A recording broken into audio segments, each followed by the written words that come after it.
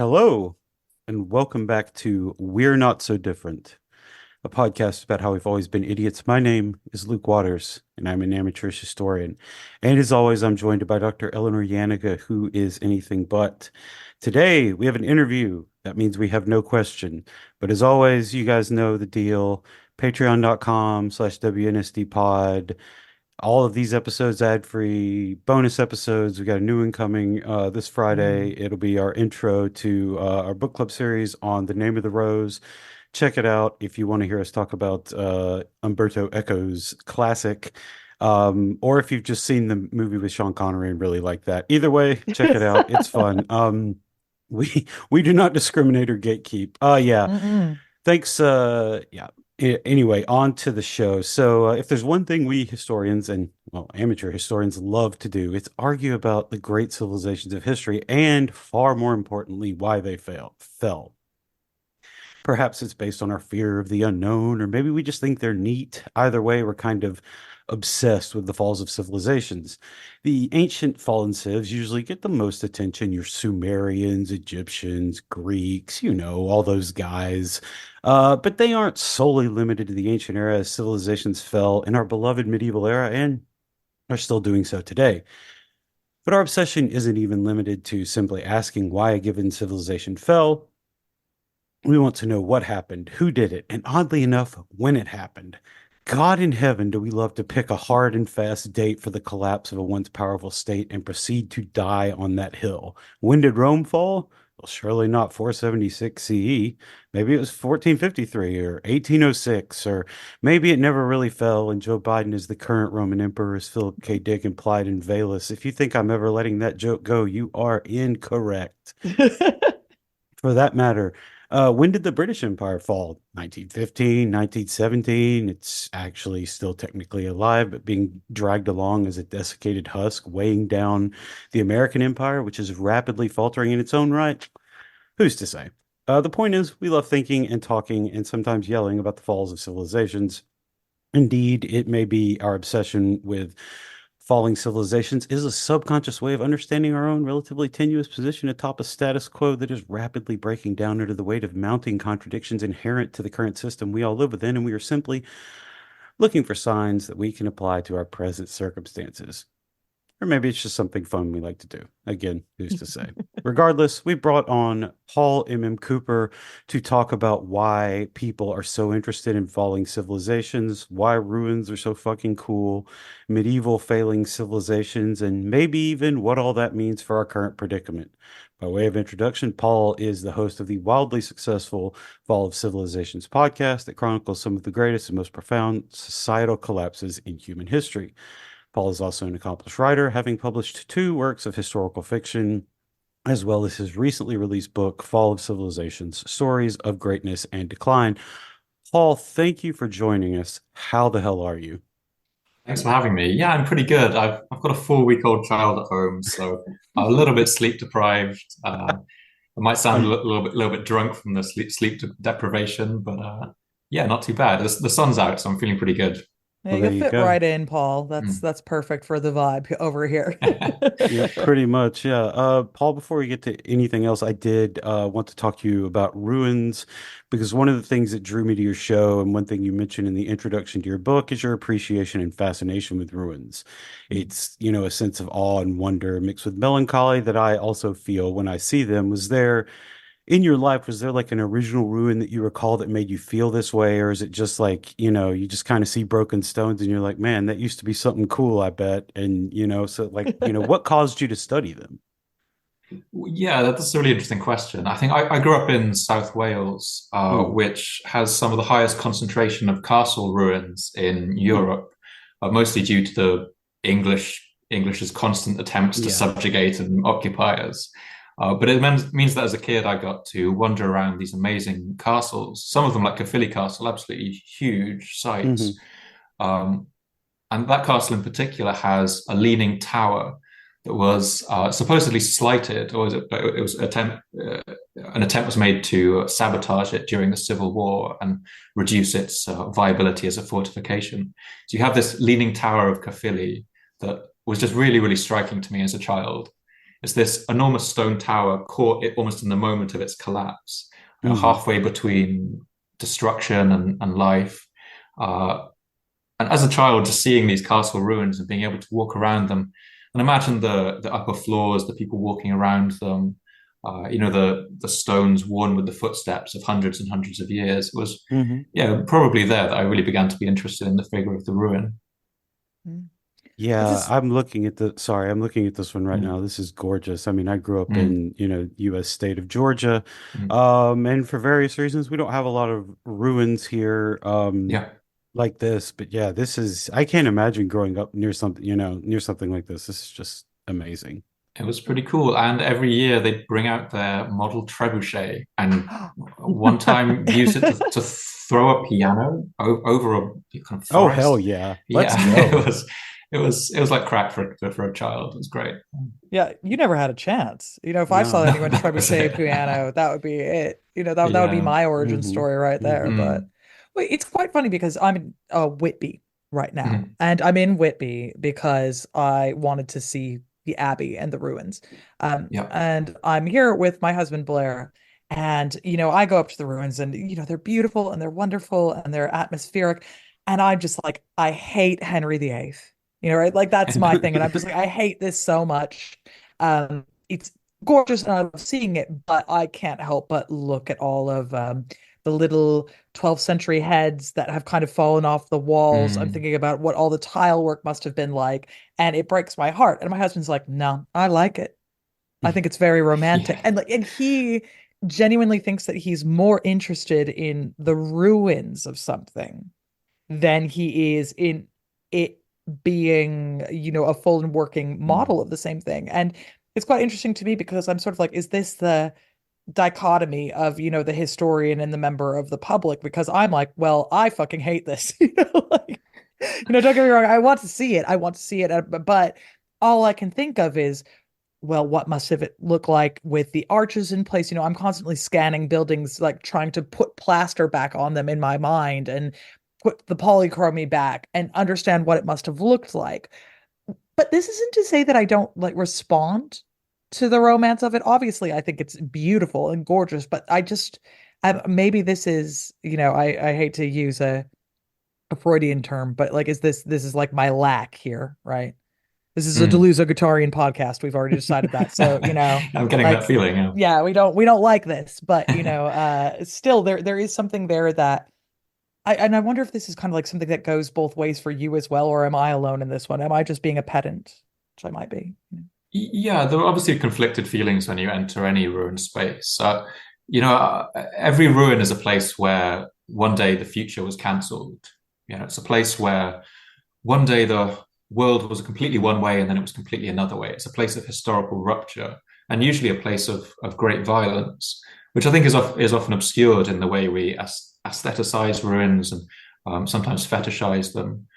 Hmm. People go to places like Machu Picchu, to take the selfies, to climb up and down the ruins and so on.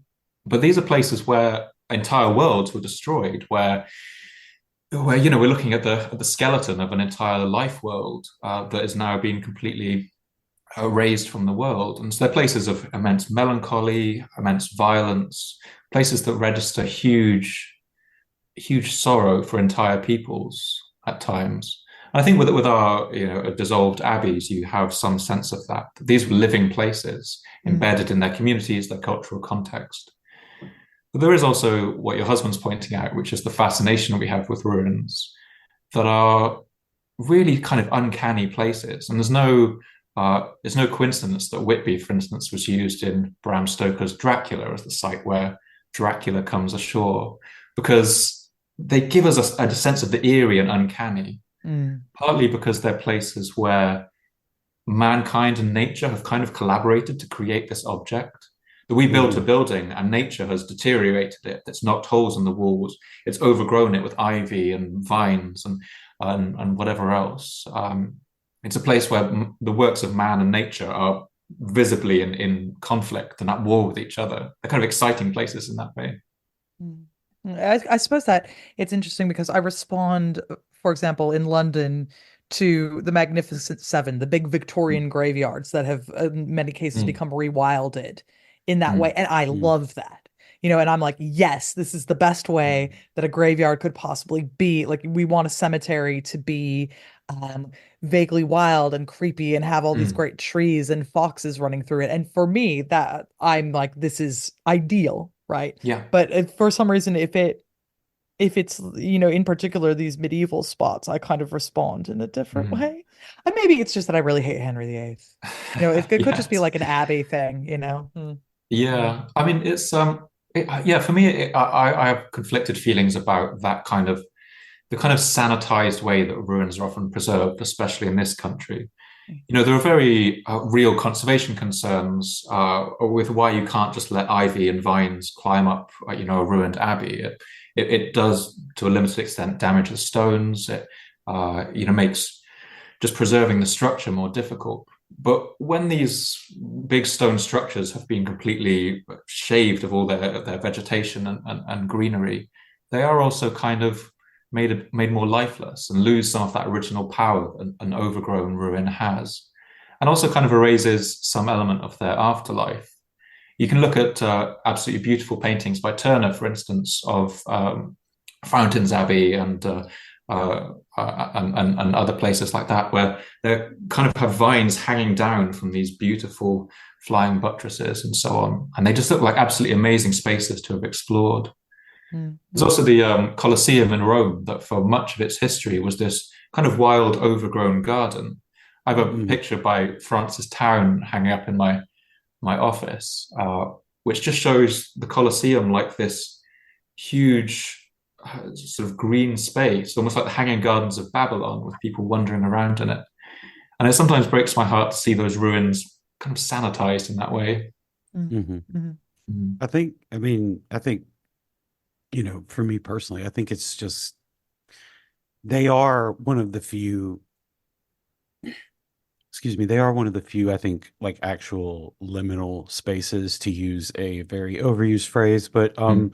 Mm. like it's the bones of something from a long time ago, and Mm. that fires your mind. And I mean, like, Mm. obviously we don't go through and like touch the bones in a graveyard or anything, so it's like Mm. there's something interesting and cool about it that you can go through, and even if you're not climbing on it, you can just go through and touch, like, Mm. some stone archway, or Yeah. Stonehenge, or wherever else. And it's like you can Mm. go do that. And I think, to me, that's like part of the magic of it. Like, you could just go sit there and, like, there's no life in those stones. There's nothing in there. But like, if you touch it and you sit there and you think about it, and you just kind of Mm. like, damn, what history is, in this, that's 1,200 or 2,000, or, Mm. 5, Mm. 10,000 years old. That, Mm. to me, like, that's kind of how I feel about it. Yeah. Mm. So, Yeah, I think that's exactly right. That they're spaces that invite people to explore. They often have to put signs on a ruined building saying "Do not climb" because they really Mhm. invite you to. These yeah. staircases of broken brick that the walls Yeah. would turn into really make you want to clamber and climb into all the tunnels and just see what's behind each wall. And I think that's Hmm. why they appear so often in video games and in films, Hmm. where Mm. the ruin becomes a place for the Tomb Raider to explore, Hmm. what the obsession we have with the post-apocalyptic setting, where our everyday built environment around us also becomes ruined, and it's a sense of excitement about being able to explore this place that has become fascinating, become uncanny just through the process of ruination. Mm. Yeah. Mm. Yeah, definitely. So, like, in your experience with the show and everything you've done, what is it that, like, draws us to fallen civilizations, and why are we far more interested in the fall than we are in the rise, of Rome, or, anywhere else for that Mm. matter? Yeah, that's a very difficult question. I suppose maybe it's the same impulse that makes a child want to build a sandcastle just to see it washed away by the sea. It's a kind of Yeah. fascination we have with the fleeting nature of everything we build, in the sense that Hmm. nothing is permanent, everything is transient. It's a kind of meditative process to hear Mm, about these things being washed away by the immense power of time. Mm. I began to feel that I started the show in 2019, mm, and uh, it had been around for a year before the COVID pandemic hit. Mhm. And I began to get a lot of comments on YouTube and elsewhere about people saying that they felt like they found it comforting hearing about all these times that people in the past had been through these periods of immense upheaval Mhm. and destruction, times when the world really was ending for people. And they mm, began to feel the sense of connection to these historical people and a sense of comfort in hearing the poetry they'd written about these times, how they'd overcome these periods of immense challenge. Mm. Sometimes in the modern world, we can feel that, although the challenges of the next century are going to be huge, that we're mhm, living through a period of crisis that no one has ever experienced. I think mhm, looking at all these stories shows you that actually the feeling of living through crisis is one of the great unifying human stories. It's Mm. something that connects us to people at almost every period of history. Yeah, I mean Mm. it's interesting you say that, but like I mean I've talked about here on the show many times that like Mm. I draw comfort from the fact that the world has ended a million times, not from the fact that Mm. Mm. other people have suffered and went through stuff, from the fact that like they suffered and went through stuff and Mm. lived, and humans continued on and the whole thing, and I take a lot of comfort from that. Mm. So it's interesting that you say that, because I mean I think I do. I like I the fact that like there are people that after Rome fell, that there were people who were just like, well, I'm still living in this building because Mm. it's a nice stone building that the Romans or whoever Mm. built, and you just like chill in there. I don't want necessarily to live in like a post-apocalypse and have to do that, but I do take Mm. solace in that some amount. Yeah. Yeah, I try to be a kind of I think I'm pretty pessimistic about the future of industrial civilization, but I'm pretty optimistic Agreed. about the Agreed. yeah. Mhm. How can you not be? But Yeah. but I'm pretty optimistic about the future of humanity. That, as you say, we've had all of these cycles in the past where an unsustainable society has collapsed or been swept away, and it's always a period of immense upheaval, of violence, of deprivation, which is no fun to live through by any means. But like the green shoots that come through the earth after a forest fire, things do come back. We do, learn to live in other ways again. Mm. Mm.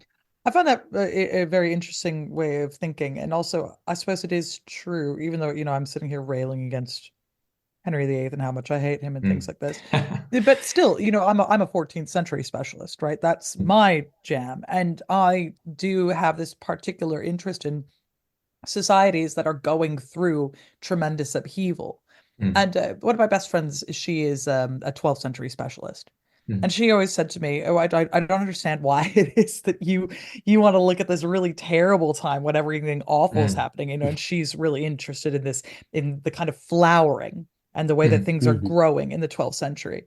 And I always say that, well, yeah, but it's when you take people and put them in really terrible circumstances, that's when you find out what actually makes them tick, right? Mm. And also, I Hmm. suppose this is one of these things where the difference between me as a social historian and she is an intellectual historian, right? And so, like, okay, sure, yeah, you are interested in Aristotelian reception, and when things are really flowering. Well, what I want to do is see how people behave when everything goes wrong, Mm. and see what that means.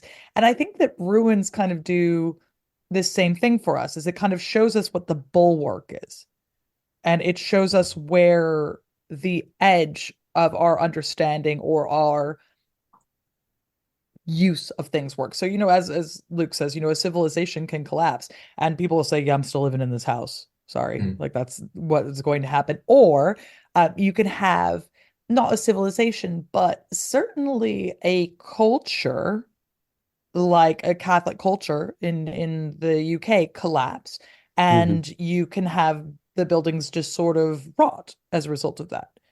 And so, I Yeah. mean, I don't, I think that there is kind of something for us to investigate or understand. And yeah, I do see the kind of balm in that. Mm. Yeah, if that Yeah. makes sense. think that's absolutely right. I mean, the initial impetus for starting the show was just reading about the collapse of Rome and Britain, which is my first episode. Mm. And it forms a really interesting example within the Roman Empire of what happened after the collapse. Because, if you lived in Gaul, for instance, in modern France, at the time of the fall of the Western Roman Empire, you would have lived through a time of upheaval. You would have probably seen, kind of migratory invasions. You would have seen an uptick in violence for sure. But essentially, you would have just started paying your taxes to a different person, and life would have more or less gone on for the average working peasant. Mm. If you lived in Constantinople or in Egypt, for instance, what collapsed? So life essentially went on just as it Yeah. had been. But in Britain, partly due to its unique place within the Roman Empire, partly due to its nature as an island that was slightly more disconnected, uh, and just how integrated the Roman system was into the entire economy, the withdrawal of Rome in around 410 essentially precipitated an entire social collapse. Mm. You have a wonderful historian, Robin Fleming, working in the US, who describes how after the Romans left Britain, entire classes of objects simply ceased to be manufactured, including metal objects. Coffins began to be built without nails because people were no longer manufacturing nails. Boots stopped having hobnails. And this Mm. changed almost every aspect of British life. So, because people were no longer making the kind of large pots that allowed you to cook a stew, people simply stopped eating stews. Our Mm. diets changed. Yeah. Herbs like parsley and coriander that the Romans had brought and were cultivating in their kitchen gardens simply stopped being eaten and no longer turn up in British dental records. Uh, and slowly, almost like the plug was pulled out of the entire urban life of Mm. the British people, and they drifted from the Romanized cities back to kind of Iron Age hill forts, much as they've been living in previously. So for a period of about 200 years, London, our thriving capital city, was a ghost town. Its streets would have been overgrown with ivy and elder. You have had wild dogs wandering around, and you get this Mm.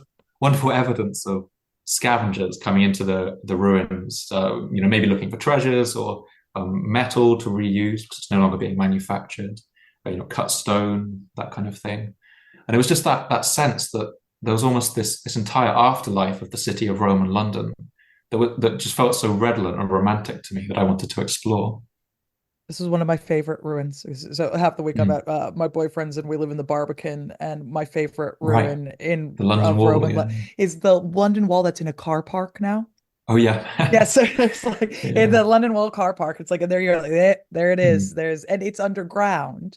But I think it's so evocative of, Mm. how time is this kind of like movement forward and Mm. how we are really still, we're still in Londinium. I guess I Yeah. I live technically just outside of Londinium, but when I'm there, but it's so fun to me to kind of think about those reuses in all of those ways because the medieval wall's above it and we have some of it in the Barbican, but the Roman Mm. wall is pretty far down. And Yeah. yeah, like I think that there's some evidence where occasionally if there's pirate raids, everyone runs inside Londinium really quickly, Mm. but nobody's living in there. No. Well, it would have been quite an inhospitable place because, Mm. all the sewage and drainage systems that used to keep the city, from, the streets from, flooding and becoming swampish, were deteriorated. Mm. The a ruined, ruinscape, a kind of post-apocalyptic, site of destruction is not a fun place to spend your life. Mm. Mm. Yeah, True. Yeah, I mean, all it's going to do is like remind you of what you don't have, I suppose, in yeah, those that's it. circumstances. There's another marvelous ruin, which is called the Billingsgate Bathhouse, which is now on the bottom floor of a large kind of skyscraper on the north bank of the Thames. Mm. Uh, and you have to kind of book a slot to go and visit it. But they, take you down and, open up this door and you go down some steps. And it's in the kind of sub basement. But it's this amazing ruin of a Roman bathhouse that was on the banks of the river all those years ago. And you can see in the ruin of the building the slow deterioration of Roman life. where it has a mm, hypercaust system, which was the sort of sophisticated central heating system that the Romans used, which involved, lighting a fire at some point of the building and these kind of tunnels, tunneling the hot air underneath the floors, creating a kind of underfloor heating for the whole building. And at some point, this maybe began to be infested with rats, or maybe just began to be too drafty because the people blocked it up. They no longer mm, knew how to continue operating it, or no longer had any care to. And so at some point, they just thought, "Screw this! We're just blocking up the hypercaust." mm. And so you can see in the actual fabric of the building, Roman life coming apart in London. Yeah, see, I think that's amazing. Like Mm. Mm, mm, just that as you described it is it's evocative to, the imagination, but also, it's just like people being like, I mean, I'm sure this was a great, water dealie back in the day, but I need this stone for my, Mm. house or my shed or, need mhm, Yeah. mhm, need it for whatever. And they just like go and like, Mm. chip some out or whatever. It's just like you just keep you live in the ruins of the old until you build Mm. something else. I mean, I guess that's, you know, to whatever extent, medieval feudalism was a real thing in Europe, it Mm. rose directly out of, the large land Western Roman landowners, being like, okay, I'm going to protect these peasants if they work on my land. It's like mhm, mhm. eventually they built a system out of that and they, Mm. got a Charlemagne and, and then Yeah. there you go. It's yeah. I just And you know what? Thank God we did. All right. Yes. Mm. I love that guy. oh man. Golden roofs and he liked to swim. Yeah. He's a noted bather, Charlemagne. So Is that right? Yeah. Mm. yeah, Oh apparently man. the entire court used to have to kind of like go out and swim with him because he was just so into it, and they're like, Mm. ugh. So if you were going to rise through the ranks, you had to be into swimming. Oh yeah. Oh, I love swimming too, my lord. I love it so much. Oh, Hmm, this is hmm. great. Yeah, I love Mm. getting in here in my, I don't know, breeches or whatever the Mm. fuck it is. Like, Yeah, I think that they were in like breeches and long shirts and stuff. It wouldn't have been fun, but Yeah. Yeah, I would have really sucked up to him, I think. I would have pretended to be the biggest swimmer. oh yeah, I yeah, would have done whatever it took. Mm. Like Mm. absolutely the case. just to, yeah, to be able, yeah, exactly. Yeah. It's like a Mm. kid with a pool. You're like, Hmm. hey, Charlemagne, hey, we've always Mm. Yeah. been friends, right? Yeah, yeah. Yeah. I mean, yeah. Yeah. Yeah. Great. Yeah. Mm. Anyway, Paul, Mm. I don't know where else to go with that, so I'm Yeah. just gonna Like, figure sorry, Well, Alma, it's I'm taking us off yeah. down a rabbit It's a hole. great point you brought up about the that reusing of the fabric of the old to make something new. And me and my wife went on a long walk along the whole length of the visible sections of Hadrian's Wall a couple of years ago. Oh, And it's amazing because everywhere you stop along the way, for instance, at Lanercost Priory near Carlisle, the priory was basically built from stones that were just filched from Hadrian's Wall almost entirely. So some of the priory stones, this big kind of abbey, like almost like Whitby Abbey, they'll have the Sixth Legion built this, but kind of upside down in the wall, and little bits of Roman graffiti as well still there. I That's love that. great. Mm. That's awesome. Yeah. That's great. Like you guys talk about these things, you see them all the time, and I'm like, the only ruins I can ever remember going to, like what I would consider ruins, are like the few like burial mounds that haven't been like Mm. utterly Mm, destroyed and hmm. Yeah. despoiled here, and like You guys have the the Mississippians, don't you? yeah, well, yeah, Mm. we actually was in Illinois and I got to go see the Mm. Cahokia mounds up there where Wow, the yeah. Oh, people of Cahokia, and those things are really cool. Like they're just like Mm. they're so tall and everything, but like you Mm. guys are just like, yeah, I drove down to the pub and that I Mm. passed like sorry. this wall and this stuff, and like to me, I'm just like, oh, that's so fucking like, wait, really? Yeah. Like and like I just Mm. yeah, I I just. I promise you, I don't get sick of it either. So No, why Mm. today, would you? I yeah, I'm jealous. Like you guys should, yeah, if you guys should be talking about this all the time, I would. yeah. People are Well, it like, was. Yeah. "Don't I you was get tired of it?" No. God, no. I was up at Whitby Abbey today, as I was Mm. saying, and they had some people putting on a falconry show, and I'd worked with Mm. them before on one of my TV shows, so I went to go say hi, and they were like, bit of a busman's holiday for you, isn't this? I was like, I like it. It's kind of like I was sort of like, yeah, Mm. true, but I actually genuinely love this stuff, right? It's, Yeah. it is my job, but it's luckily for me, Mm. I'm also really, really into it, Oh, so Yeah, lucky me. my wife would have a refrain whenever I drag her out to some ruined place. She'd just say, "It can never just be a nice walk, can it?" Yes. Oh no, owned into the ground. Yeah. of Yep. course not. Yep. Of course not. It can't, Mm. it's like, no, Mm. absolutely not. I have to tell you some random thing, and yeah, my wife's just like, Yes. I don't care. Yeah. Like I have to work like, I work like Mm. 10, 12 hours a day at like corporate bullshit. I really don't care.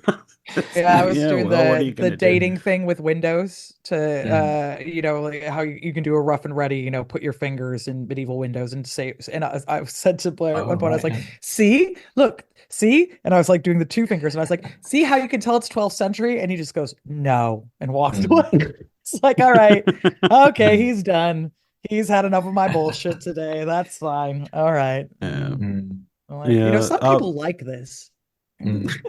Exactly. Yeah.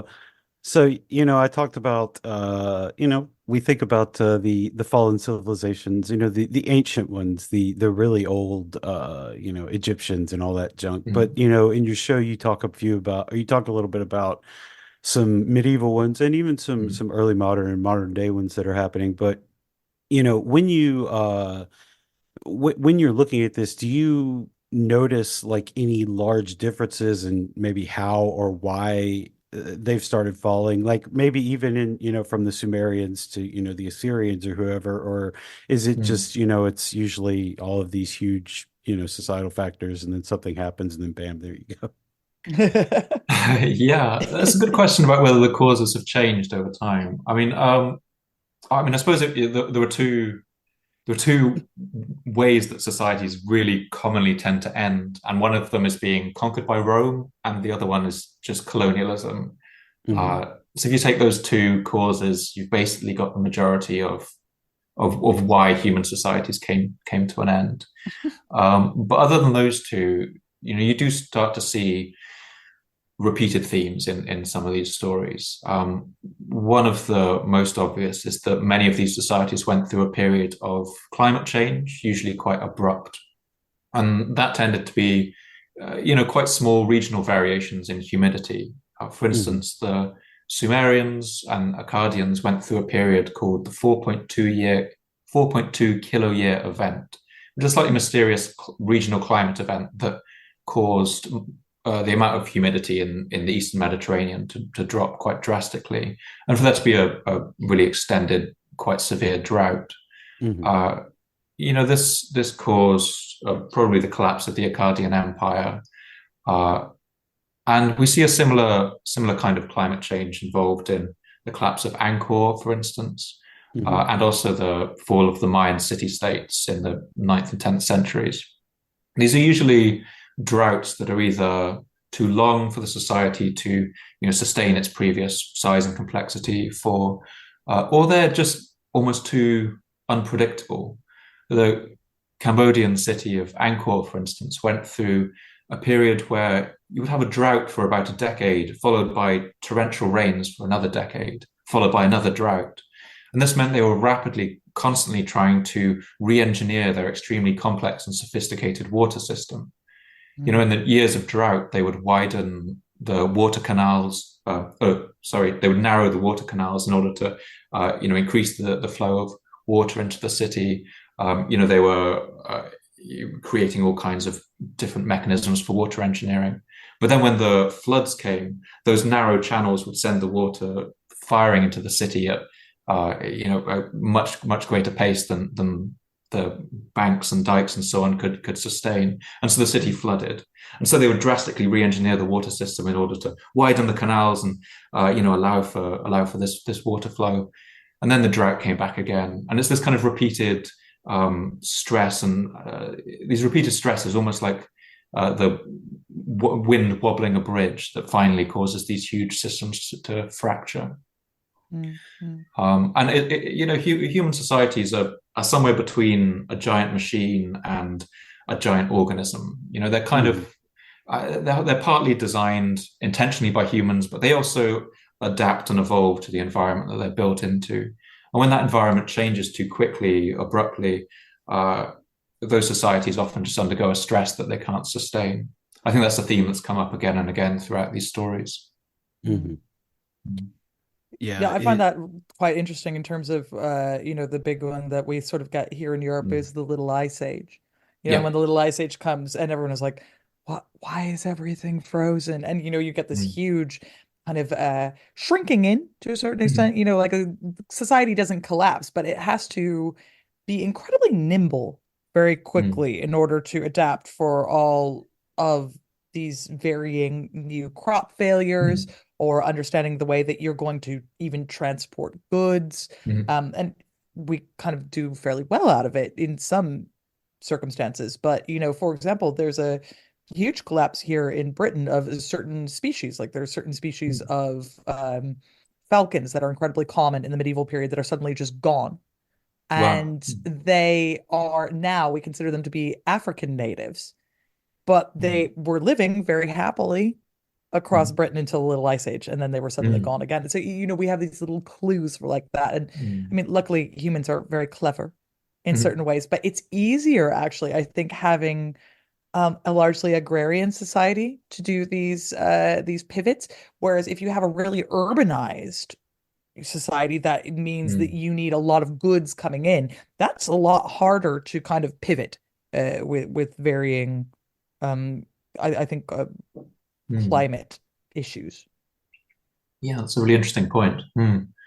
Yeah, one of the most fun episodes we did was on the Greenland Norse settlements. I was going to Uh, ask you, yeah, because I yeah. haven't listened to that one yet, but Mm. I'm obsessed with the Greenland Norse, and Yeah. yeah.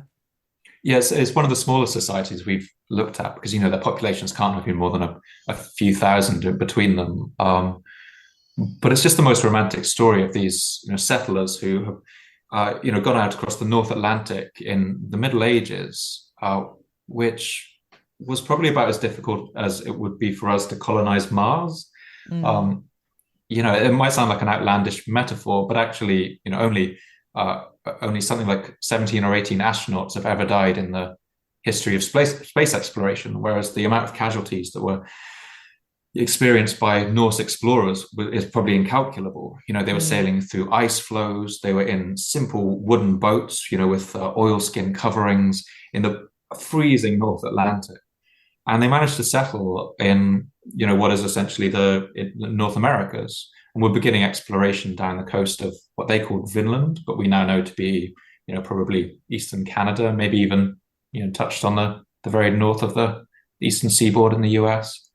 mm, Uh, but they settled Greenland during the medieval warm period, which is this period where we're experiencing slightly warmer summers in the North Atlantic. It was quite a regional phenomenon, it seems. But then, as you said, the Little Ice Age arrived, um, and these settlements essentially become untenable. Uh, a Danish explorer who visits some years later, he's actually sent to find out why they haven't been paying their taxes in the in the Greenland settlements. Yeah, there hasn't been it was supposed to be every 12 years or something that a shipment of walrus ivory and seal skins would arrive for the king, and this man was sent to investigate, and he just arrives at these settlements and finds them abandoned. The doors shuttered, the mm, animals are gone, mm, and he's not sure where they've gone to. It's almost like a horror movie setting. mm. Um, but yeah, Yeah, because I love that story. they get in he Mm. goes inside one of the churches as well. It's just Mm. kind of full of bear skulls and walrus skulls. And everyone is like, what Mm. happened Mm. here? And there's this kind of concern of like, did they become pagan again? Which, I love all Mm. of the very real concern there. And I suppose there is a kind of romance here for us as well, because it's just the mystery, right? And we Mm. and we simply do not know. And Mm. obviously it became untenable for any number of reasons, but did they all die? Have they left? Did they intermarry with the Inuit? We just don't know. Mm. And Mm. I think that there is something there that is incredibly compelling. Mm. Um, I love how we're still going through their trash and things, going through their middens, being like, where did you go? What happened to you? Mm, So, yeah. Yeah, they say that archaeology is the science of trash. It yeah. involves a lot of sort of digging through midden heaps And and all sorts. those future archaeologists that have to dig through all this plastic are going to be fucking just miserable. Like, what is, get this shit out of here. But you know what? How They is it might be not delighted. degraded at all? What the fuck? Like they might really dig it. They might be Yeah. Yeah, they might be probably, thinking, yeah. like you'll get to kind of Mm, like the 80s bit when it's a bunch of like hamburger phones or something, and they're gonna be like, yeah. yes, That's it. They'll find a awesome. Nokia 3210 and it still works. It'll be Yeah, brilliant. Yeah, bring them yeah. back. I'm Hmm. I'm very They'll return with a V about old Nokias. Yeah. Mm. they'll find those Garfield phones that washed up on the beach in France. Yes. They're like, ah, Mm. society, these people worshipped an Mm. orange cat. They Yeah, a much revered figure. Yeah, he he is. He But hates he Mondays. and their society both hated Mondays, and the yeah. archaeologists are like, damn, they are just Mm. like They us. really are. Yes. They really Mondays are. fucking suck Yeah. everywhere. Yeah. Possibly some ritual use. Yes. Unknown. Mm. Every time, every Well, time. since you brought it up, Paul, what are the Mm. biggest misconceptions that you run into on the Mm. show, either from, people who are doing it or maybe misconceptions you see just in the general population about stuff? Mm. It's an interesting question. I think the biggest misconception I've found myself tackling and that I see people responding to in comments is around Easter Island or Rapa Nui, which is a Hmm. Polynesian island in the very east of the Polynesian Triangle, which um, since its discovery in the 18th century, people have been absolutely fascinated with the story of this island because it has this amazing visual culture. These Hmm. islanders, over centuries, were carving hundreds of these stone figures uh, that they were placing on these platforms called ahu along the coast, all of them facing inland, and that had a somewhat mysterious function that seemed to have been connected to a kind of religious reverence of these people's ancestors. Uh, and since Europeans first began arriving on the island, they have been perplexed by this because the people who they saw living there didn't look to them like the kinds of people that could carve these huge statues. Mm, And so they began to tell stories of the fact that the island had been inhabited by a previous civilization that had collapsed, and that the islanders were now kind of living in the ruins of it. Uh, and this misconception has survived essentially into the modern day with writers like Jared Diamond, who popularized an account of the islanders undergoing a kind of self-inflicted ecocide and societal collapse. So he imagined that after cutting down all the palm trees on the island, it was once very heavily forested and wasn't when the Europeans arrived. After cutting down all the trees, the islanders then experienced a kind of ecological collapse that led to them uh, starving, resorting to cannibalism, and the complex society that had built the statues disappeared. But more recent archaeological investigations on the island by archaeologists like Carl Lipo and Terry Hunt have shown that this really isn't the case, that when Europeans arrived on the island, what was there was a thriving Polynesian culture. The islanders had cut down the trees in order to replace them with orchards and farmland, much as we've done in England, for instance. mm, Um, and that the collapse that occurred actually occurred because of the same reasons that it did in many post-contact societies, because European explorers brought diseases like measles and smallpox, and because the island was preyed upon by slave raiders who at one point came and took away about 90% of its population, mm, some of whom eventually were returned, but only brought smallpox to the island and further destroyed the population until the island had really only about 100 people left on it. Uh, at this point, the islanders no longer remembered how to read their alphabet, Rongo Rongo, which was perhaps one of the only places on Earth where writing has been independently developed. Um, and so, there was this collapse on Easter Island, but it didn't happen because they were, foolishly chopping down their trees and inflicting this disaster upon themselves. it becomes a kind of cruel irony that these people were actually destroyed by contact with the European world, and that they've Mhm. then kind of in a post green politics world been used as a kind of cautionary tale about the overexploitation of the environment. Yeah, quite sad, I Mhm. think. I think it's so important to talk about too, because you know the way that we talk about, for example, the collapse of Viking Greenland, Mm, as opposed to the collapse of Easter Island, and mm, both of which feature in Jared Diamond's book on the mm, subject. We sort of say, oh, it's well, they populated it at the wrong time, and oh well, there aren't enough trees, so you are reliant on wood from an outside source or driftwood, and that's kind of like makes it just a sillier place to try to do white people life, right? Like it's just kind of mm, a little bit silly, and you kind of need to mm, nativize a little bit more. mm, Whereas when you see Polynesians adapting in the same way that Europeans do and begin to mm. farm and stuff, we're like, stupid people. Yeah. Oh, what are they like? And they're doing the Mm, exact same thing as we did, for example, here on Britain, right? Where we completely yeah. deforested things, and that's part of the reason why British Mm, people end up taking over America, because they're like, oh, there's really good trees here, yeah. and we can build ships really, really well. But when you do it in Europe, it's sophisticated, Mm. and lovely. But when Polynesians do it, it's awful, right? Yeah, that's the sad thing, really. I mean, people use it as a cautionary tale in a very well-meaning way because, Hmm. in some ways, the story of Easter Island is irresistible as a analogy for our planet. Almost like this small island in the middle of this vast expanse of sea, it can so easily be repurposed to become a metaphor for our planet, floating in space. We all have to learn to live sustainably on it, which is a great message, but Hmm. just is misapplied in this case. Mhm. Uh, and Easter Island today is actually a pretty barren landscape, but it's not because the Rapa Nui people cut down the trees. It's because in the 19th century, the island, was annexed by Chile and was leased out to a single company that began sheep farming on a massive scale.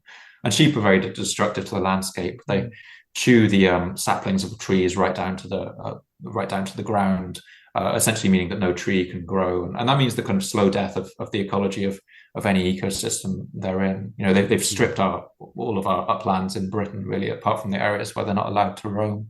Mm. Uh, so it's that double thing of first, having European capitalism destroy this island and its ecology, and then sort of using it in this slightly weepy way as a metaphor, as a warning for our own future, when in fact it was just what we did to them. Yeah, Mm. It seems yeah, that like always seems riles me like a up a bit. well, it should. It seems like a Mm, common refrain. yeah, Weirdly, Western chauvinism seems to be at the heart mm, of many of these problems. Huh. That That's we funny. mm, it is odd how that works, I think. mm, With us only paying attention to, mm, the specific written languages that we can see, and, oh, mm, those folk tales, no one could possibly keep, tell the yeah, history of 1,000 or 10,000 years down, through stories. That's mm, insane. They should be writing like us. And it's like, oh, I mean, Mm. mm, I Mm. don't know, man. Seems like, the Aboriginal Australians and, you know, other mm, indigenous peoples were doing just fine, but, what do yeah, what do Hey I know? ho, you know. yeah. And I mean, in places like Latin America, some of these ruins have become really potent political symbols, and places like Machu Picchu, where the tourists just arrive in this endless kind of continuous flow, all taking their selfies. These are, as we said before, places where this entire way of life was eradicated. You Hmm. can see this use of ruins as a potent political symbol, for instance, in the conflict in Gaza today, where Mm. the entire urban landscape has been bulldozed, it's been completely leveled. You have Mhm. artists, in the ruins using them uh, as canvases for art. One man who wrote the names of his family members who had been killed by airstrikes, on the concrete of this shattered building. Mm. You have people who are still going to prayers in mosques where the minaret has been completely flattened and fallen across the road.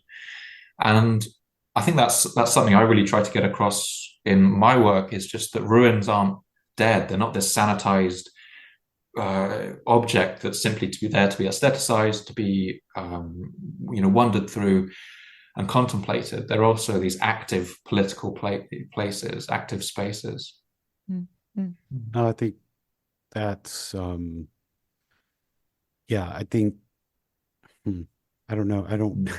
I don't know how to I don't I don't know how to follow that. I think I was going to ask you what does all this tell us about, the modern empires that we live under and Mm. the inevitable decline and fall, but I mean, I think that's part of it. A big part of it right there is like Mm. it's either going to be used for art or history, or somebody's going to live in the ruins of it, or take or steal Yeah. the bricks or whatever, and Mm. just like it always has. And I mean, Mm. when people make art out of it, or when they do whatever, it'll Mm. becomes politicized because everything that humans do is political in some way, and it's just Yeah. damn, Yeah. yeah. Now, what I always love in these stories is, well, I mean, we're looking back at these societies and trying to Hmm. learn something from, or to, um, or to derive some experience from hearing about them. What I love in these stories is seeing people from history who are also trying to do the same thing. So when uh, when Scipio Aemilianus, for instance, burns Carthage, he sees this, a great, prosperous, wealthy city of Carthage in flames. He quotes from Homer's Iliad a line about how uh, the about how one character is imagining that when a time when Troy will burn, essentially, and these lines come back to him, uh, and he speaks them as Carthage burns. And the fact that the poetry of the Iliad, came out of the Greek Dark Ages, was written down after the Greek Dark Ages, but probably in some way crystallizes a memory of the experience of what it was like to live through the period of the Bronze Age collapse and the period of the immense conflict and violence. You also get in the fall of Constantinople in 1454 how when Mehmed the Conqueror enters the palace of Bucolion, in this ruined city with the smoke from the cannon still wafting through the streets, he says a line from the poet Sadi about how the spider now spins the curtains in the palace of the Caesars. And Sadi himself had seen the destruction of the Mongol conquests in Baghdad and so on. So you get this kind of chain of people drawing inspiration or drawing some kind of comfort from other people's experience of destruction in a previous moment of history. I don't damn I make a big deal on here about how I'm not a historian or anything, but I don't if there's a better use for the study of Mm. history, I don't particularly know what it would be, but Mm. Yeah. maybe that's just me. Yeah. Well, damn, I really don't Mm. know how to follow I that think we up, gotta end it Paul. there. Well, What, Thank I'm not gonna you. get more yeah. profound. No, no, Yeah. not We're at all. getting the no. And you're Yeah. certainly not going to hear it from like you have a voice for radio here and Paul, it's Mm. and you just it's like you're not going to get it it's not going to sound like that coming from me. Thank you so much for coming on the show. Really, I love your podcast. Huge fan of the thing. Thank you so much. Please plug your book, your show, whatever you got. Yeah, thank you very much. It's been so fun being on with you guys. Yeah, my book, Fall of Civilizations, Stories of Greatness and Decline, is out now in the UK and in the US in July. And you can Mm. pre-order now. Yeah. Yeah, it's Buy the I got book. yeah, by the book, yeah, I got into the first chapter Mm. because I got a review copy and Mm. got into the first chapter, and yeah, having a 6-year-old kind of puts a stop to a lot of your reading sometimes. Mm. So yeah, but Paul, thank you so much for coming on. Eleanor, what's going on with you? Oh, well, other than being on holiday, you can tell. You can find me on the socials. I'm mostly talking about the Kendrick Drake beef at the moment, though. So, speaking of falls of civilizations, Ovo's done. It's Done. dead. But anyway, yeah, you can find me on the socials at Going Medieval. Of course, my book, The Once and Future Sex, is out wherever there are good books, and you can check that out. But otherwise, yeah, like I'm not doing much this week. I'm gonna be so real with you. I'm at Whitby Abbey. I'm Hmm. vibing. Sorry, everybody. Sorry. No need to apologize. Yeah, you can find me on the socials. Luke is amazing. Just doing that stuff. You can also find my old show, People's History of the Old Republic, if you want to hear me gab on about Star Wars. But yeah, everyone, thank you so much for listening, and we'll see you next time. Bye. Hey, Paul, thank you so much for coming on. Yeah.